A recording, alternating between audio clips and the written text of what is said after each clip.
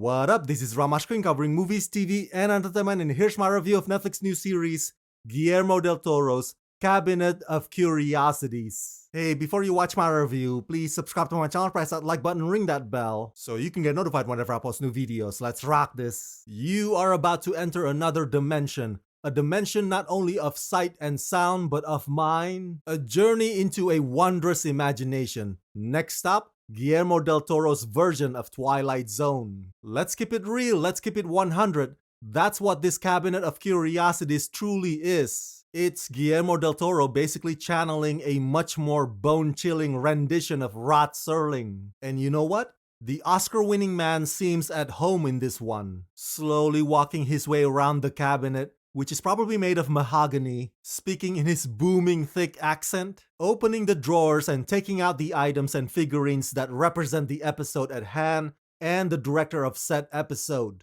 This whole thing is sort of a way for Guillermo del Toro to send the elevator back down and allow other storytellers the opportunity to share in his passion for creatures, monsters, ghouls, and things that go bump in the night. As you may have correctly expected, this show is an anthology.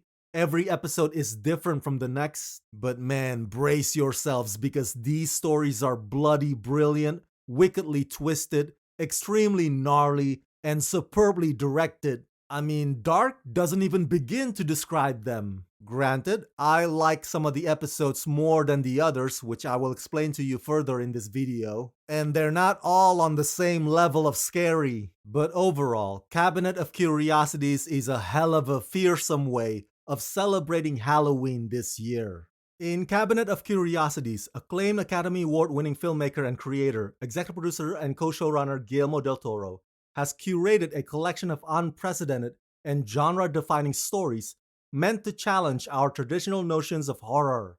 From magical gothic to grotesque or classically creepy, these 8 equally sophisticated and sinister tales, including 2 original stories by del Toro, are brought to life by a team of writers and directors personally chosen by del Toro. Guillermo del Toro's Cabinet of Curiosities will debut Tuesday, October 25, launching a special 4-day double-episode Netflix and Chill's Halloween event.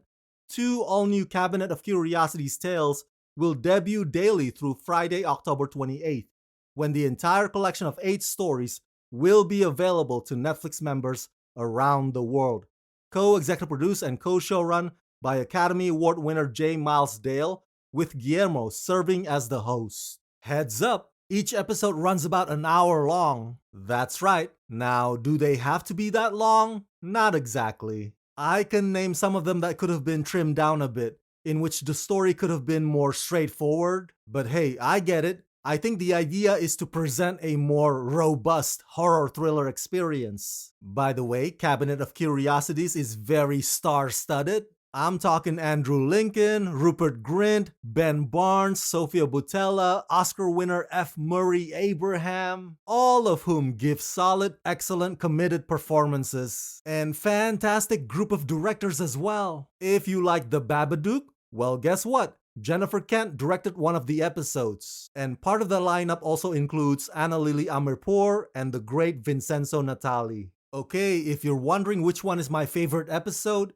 it would have to be The Graveyard Rats. And that's because this specific episode is intensely scary and visually disturbing. Nobody likes rats. We all hate rats. So this tale of a man who steals from corpses will get you feeling jumpy and icky. My second favorite episode would have to be The Autopsy. And without giving too much away, the reason why I really like this one is because it feels like an extended episode of The X-Files. The Autopsy is spooky, it's sci-fi, and gruesome at the same time. The Ugly Duckling episode titled The Outside is another interesting one because it's definitely Hitchcockian to the bone. Now, my least favorite would have to be The Viewing because it's too goddamn chatty. I mean, not until its final 10 minutes does the episode finally gain momentum. As for the rest of the show, you'll just have to see them for yourself. I would have preferred it if Netflix had dropped all the episodes all at once for you to binge watch in one sitting. But then again, spreading them out on a daily basis leading up to Halloween weekend is the wiser decision. Remember, each episode is an hour long, and so this strategy allows you to pace yourself